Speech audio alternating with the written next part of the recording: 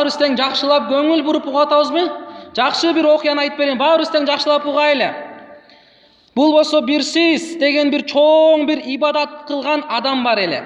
Бирок буга Аллахтын лаанаты болгон, Аллахтын рахматынан алыстап кеткен ушул арактын зыянынан. Арактын зыянынан Алланын рахматынан алыстап кеткен эле. Бул окуясы кандай эле? Бул бирсиз деген Аллах Таалага 220 жыл күнөө кылбастан, эч кандай көз ирмемчилик дагы эс албастан, ушун 220 жыл Аллахка ибадат кылган эле да. Ушунчалык 220 жыл Аллахка тынбай ибадат кылган адам эле. Бунун дейт 60 миң шакирттери бар эле. Канча? 60 миң шакирти бар эле. Ямшуна фил хавай би баракати ибадатихи. Ушул устазынын берекетинен, ибадаттын берекетинен ушул 60 миң шакирти абада басып жүрөт эле да. Абада басып жүрөт эле устаздын ибадаттын берекетинен. Анан кийин ушунчалык булар аулия даражага жеткендиктен ушул тети таажжабал малаикату мин ибадатихи. Бунун устазынын ибадатынан дейт периштелер таң калып калган экен да. Охо, устазынын ибадатын карагылачы деди. Ошонун берекетинен шакирттер асманда басып жүрөт, абада басып жүрөт деди. Бирок Аллах субхана ва таала сурады: "Ма та'жабуна минху?" Силер эмнеге ага таң калып жатасыңар деп Аллах Таала периштелерден сурады.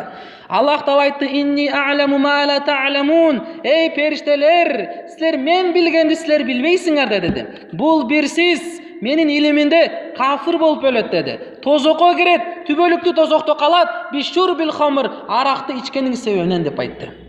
Анан ушул сөздү Иблис алейхилана, шайтан алейхилана ушул сөздү угуп алып, анна халака фи ядихи, бунун эми халак болушулугу менин колумда турбайбы, эми көрөт деди да.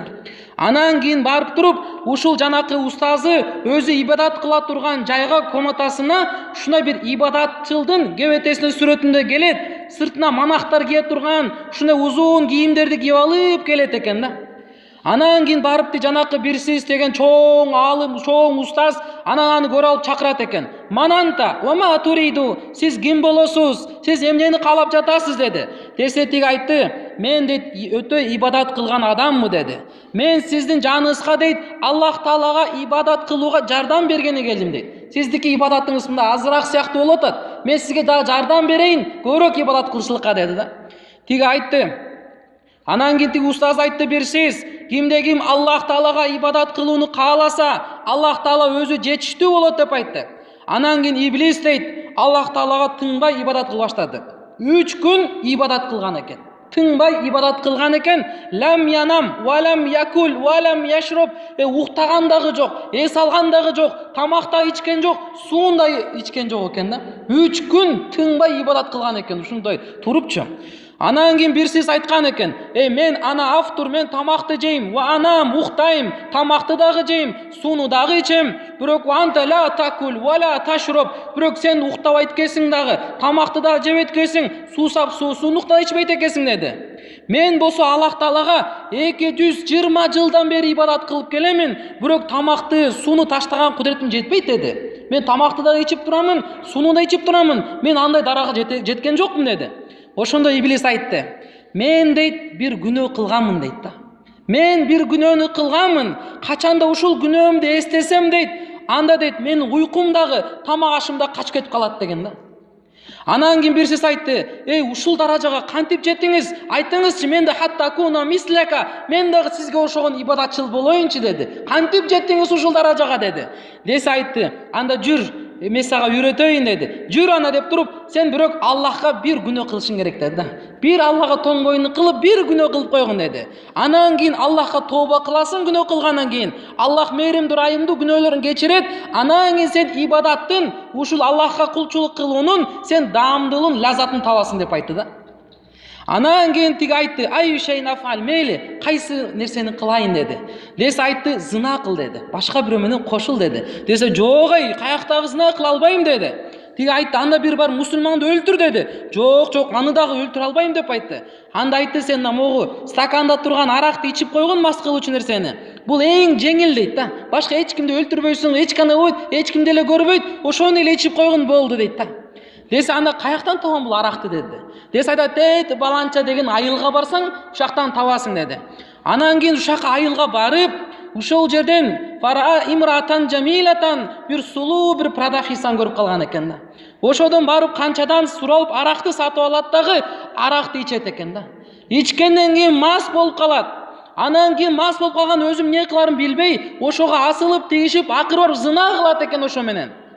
Анан кийин барып ошо зына кылып аткан кезинде де, зына кылып бүткөндөн кезинде анын күйөөсү келип калат экен. Күйөөсү келип экөөнү кармап калып, буну уруп баштайт экен, бул өлөйүн дегенге чейин. Бечара өлөйүн деп калган экен. Анан кийин иблис дейт, ушул кезде дейт, ушул жерден чоң бир судка, хакимге, падышасына барат дагы, анан кийин арызданат экен. Эй, мына карачы, бирөө арак ичип жүрөт го. Барып камчы урбайсыңарбы дейт.